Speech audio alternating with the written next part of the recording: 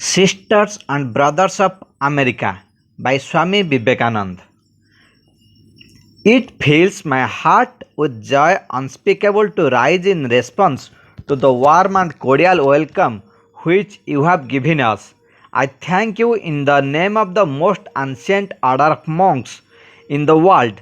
I thank you in the name of the mother of religions, and I thank you in the name of millions and millions of Hindu people of all classes and sects.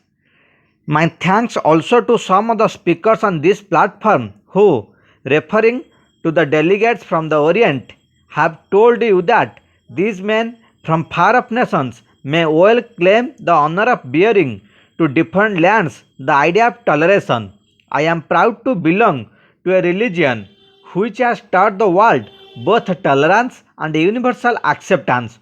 We believe not only in universal toleration, but we accept all religions are true. I am proud to belong to a nation which has sheltered the persecuted and the refugees of all religions and all nations of the earth.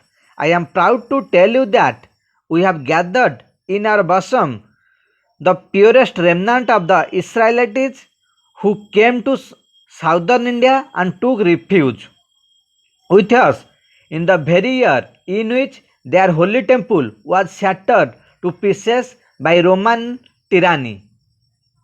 I am proud to belong to the religion which has sheltered and is still fostering the remnant of the grand Zoroastrian nation.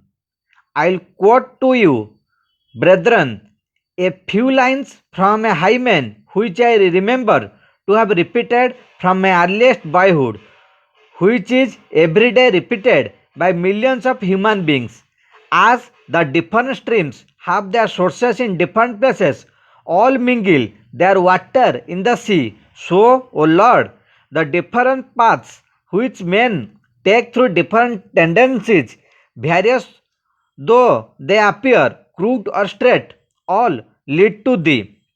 The present convention, which is one of the most august assemblies ever held, is in itself a vindication, a declaration to the world of the wonderful doctrine preached in the Gita. Whosoever comes to me through whatsoever form I reach him. All men are struggling through paths which in the end led to me. Sectarianism, bigotry, and its horrible descendant, fanaticism, have long possessed this beautiful earth. They have filled the earth with violence, drenched it often and often with human blood, destroyed civilization, and sent whole nations to despair.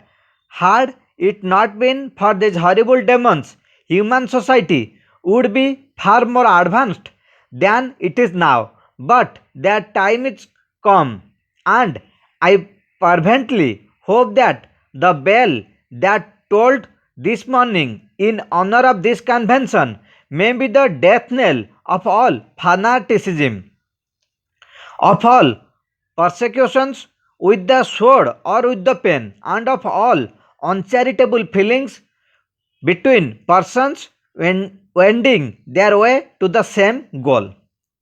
Impact. Swamiji's speech electrified the audience to say the least. The salutation, brothers and sisters of America, touched a chord in a way no other speakers could ever do. The speech also communicated the fundamental tenets of Hinduism in an exceptionally pithy manner. It made Swamiji a household name in Chicago and paved the way for a renewed interest in the West regarding Oriental religions and spiritual praxis. Date September 11, 1893. Venue Columbian Hall, World Parliament of Religions, Chicago. Focus to thank the organizers for their welcome and communicate Hindu ideals. Context. The convention, in Swamiji's words, had a not so disguised objective of privileging one religion over the other. and most of the speeches were extolling the virtues of the cult or religion the orator adhered to.